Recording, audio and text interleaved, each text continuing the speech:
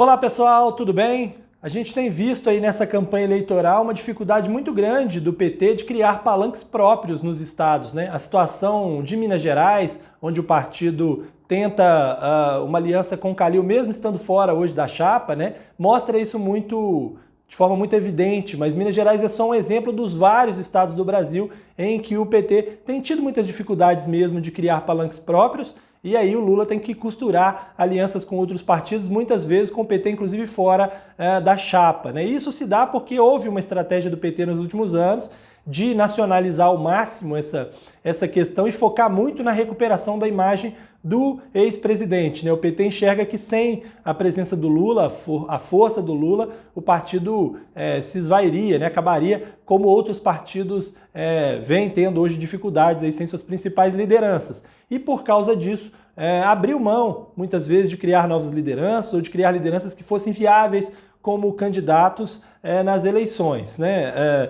Eles conseguiram efetivamente criar uma atmosfera que permitiu ao ex-presidente Lula recuperar um pouco da força, perder bastante rejeição e hoje é o líder das pesquisas, não por acaso, porque esse trabalho foi eficiente pelo PT, mais do que por parte de outros partidos, mas a contrapartida disso foi um enfraquecimento do partido nos estados. Então hoje o PT não tem como barganhar com outras legendas para ter o nome próprio, né, nos estados. Isso acontece em pouquíssimos estados. Talvez o que a gente tenha hoje aí de nomes mais viáveis do PT nos estados seja a Fátima Bezerra, lá no Rio Grande do Norte, porque é atual governadora e é candidata à reeleição. O Haddad em São Paulo, que no primeiro turno lidera as pesquisas, mas há uma dúvida sobre o quanto o Haddad conseguiria resistir a uma eleição de segundo turno, né?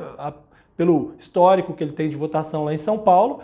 E outros nomes que são colocados são pessoas que entraram no PT e agora como uma alternativa para tentar viabilizar o partido, como por exemplo o Fabiano Contarato lá no Espírito Santo.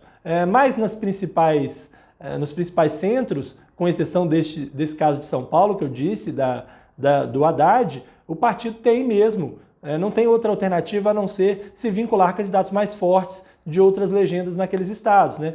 Então a gente vê isso no Rio de Janeiro com o Marcelo Freixo e mesmo a vaga do Senado no Rio, o PT tem dificuldades, porque o nome mais forte que ele tem é o André Siciliano, que não tem tanta viabilidade, que seria hoje eleitoralmente mais fraco do que o Alessandro Molon, por exemplo, do PSB, que tenta entrar também na chapa, fazer essa chapa pura aí para o PSB, da mesma forma em vários estados do Nordeste, né? Na Bahia, o nome colocado foi de um secretário de Educação que até então não disputou eleição nenhuma, porque a saída do Rui Costa e a não entrada do Jacques Wagner na disputa deixou o PT sem um nome mais experiente, né?